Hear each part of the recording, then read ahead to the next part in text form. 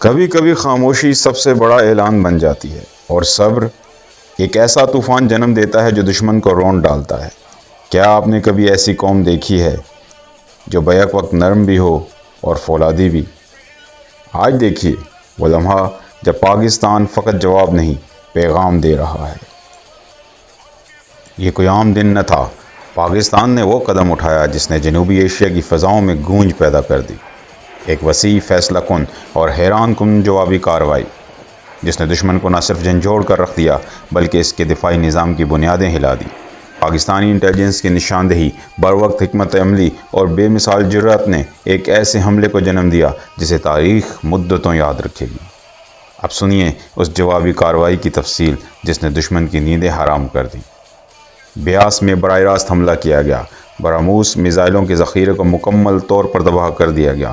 ایک ہی وار میں دشمن کے ہتھیار خاموش ہو گئے۔ ہاں، دشمن کا فضائی دفاع مکمل طور پر مفلوج کر دیا گیا۔ ریڈار سسٹمز، میزائل لانچرز اور ایئر بیس سب خاکستر۔ اڈھمپور اب صرف دھواں ہے۔ پٹھان کوٹ ایک تباہ کن میزائل حملہ دشمن کی ایئر بیس راکھ کا ڈھیر بن چکی ہے۔ جالندھر میں فضائی حملے مسلسل جاری ہیں۔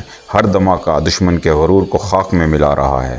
گجرات کے متعدد مقامات پر نشانہ لگایا گیا۔ ایئر بیسز، لاجسٹک مراکز اور کمانڈ پوسٹ سب کچھ تباہ کر دیا گیا۔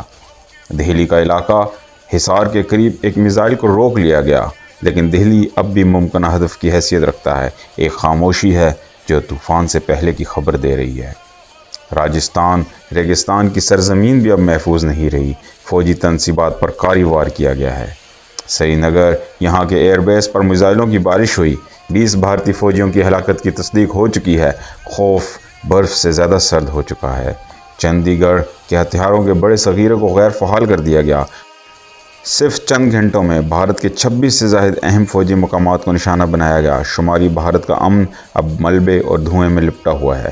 نقصان صرف عمارتوں کا نہیں، غرور کا بھی ہے۔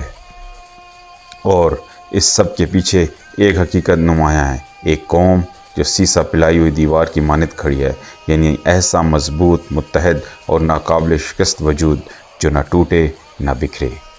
بے شک اللہ ان لوگوں سے محبت کرتا ہے جو اس کے راستے میں صف باندھ کر لڑتے ہیں، گویا کہ وہ سیسا پلائی ہوئی دیوار ہیں۔ یہ لفظ صرف جسمانی طاقت نہیں بلکہ روحانی قوت، خلوص نیت اور سچے ایمان کی نمائندگی ہے۔ جب ایک قوم ایمان، نظم اور قربانی کے جذبے سے یکجان ہو جائے تو وہی ہوتی ہے بنیان مرصوص۔ یہ جوابی کارروائی صرف ایک عسکری رد عمل نہیں، یہ ایک پیغام ہے۔ پاکستان ایک قوم ہے، متحد، بیدار اور بیدار دلوں کے ساتھ، ایک ایسی دیوار جسے کوئی دشمن عبور نہیں کر سکتا۔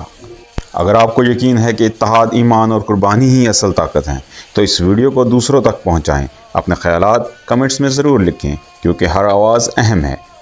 اور ہاں، سبسکرائب کرنا نہ بھولیں کیونکہ ہم وہ سچ دکھاتے ہیں